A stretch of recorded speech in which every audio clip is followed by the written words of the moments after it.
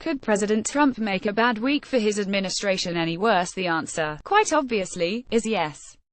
This time the drama HES created is all about causing more grief to an already heartbroken family of a U.S. soldier, Sergeant LaDavid T. Johnson, killed in Niger 2 weeks ago.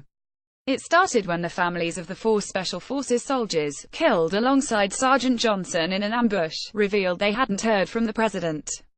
The bottom line is that, for 12 days after they died, the president did not make one public statement about their deaths. Nor did he, as so many presidents have done in the past, phone their families.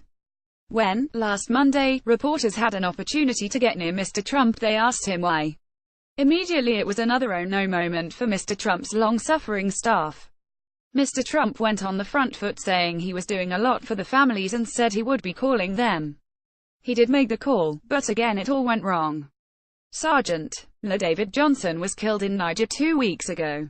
Rather than just consoling and listening to Sergeant Johnson's widow, Misha, it's claimed he told her, well, I guess he knew what he signed up for, but I guess it still hurt. A Democratic Congresswoman, Frederica Wilson, was with her at the time listening in. She said it was shocking and the soldier's widow broke down after the call. She added it was clear Mr. Trump didn't know the name of the soldier, referring to him as your guy. Ms. Wilson said the president never used Sergeant Johnson's name and that was more painful.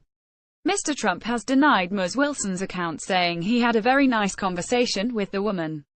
She acted like a lovely woman, but Misha Johnson has since confirmed Mr. Trump did say those words to her. He has a habit of making bad situations worse. Misha Johnson cries over the casket of her husband, Sergeant LaDavid Johnson, who was killed in an ambush in Niger, upon his body's arrival in Miami.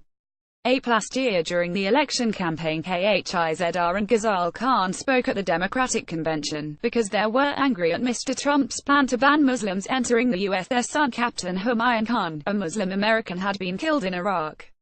After that, rather than leave grieving parents alone, Mr. Trump attacked them, saying they had no right to claim I have never read the Constitution, something they had not said. And he turned on Mrs. Khan, who didn't speak at the convention, but he stood beside her husband on stage. Maybe she wasn't allowed to have anything to say. Mr. Trump, angry about being accused of not caring about military families, decided it was time to bash Barack Obama again. If you look at President Obama and other presidents, Mr. Trump said, most of them didn't make calls. Republican Congresswoman Frederica Wilson made the claim about the president's comments. AAP Barack Obama stayed quiet, refusing to enter the debate. Although, his former Attorney General Eric Holder got on Twitter telling Mr. Trump, stop the damn lying, you're the president.